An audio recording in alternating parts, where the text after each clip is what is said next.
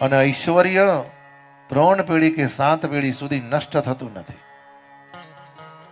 અને ઐશ્વર્ય ઉત્તરોત્તર વધતું જાય. તમે જોજો, એના દીકરા સુખી, એના દીકરા સુખી, એના દીકરા સુખી.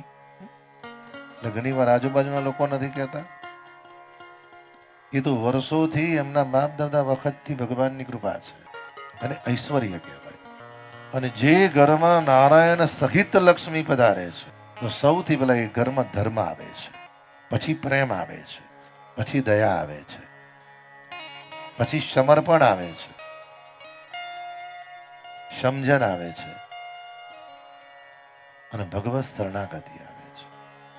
એ વ્યક્તિને તમે જોજો, ગમે તેટલું દાન કરશે, ગમે તેટલી સેવા કરશે, ગમે તેટલું આપશે,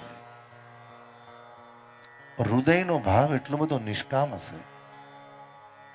એક જ શબ્દ કહેશે, પ્રભુનું આપેલું પ્રભુને સમર્પિત કરું છું. બલિરાજાએ કહ્યું ને, પ્રભુ મારા મસ્તક પર પગ મૂકો. અરે ભગવાને કીધું, બલિ મસ્તક પર?